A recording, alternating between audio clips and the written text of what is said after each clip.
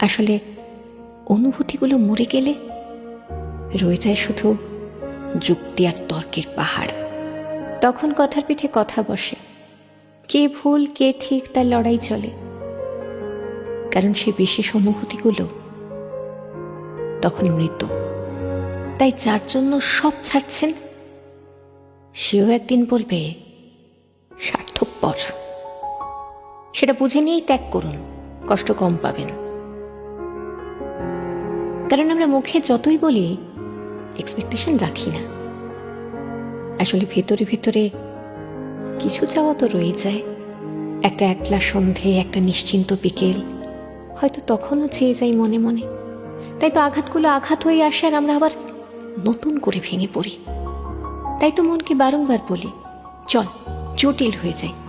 কিন্তু অবাধ্য মন তবুও আশা করতে ছাড়ে না।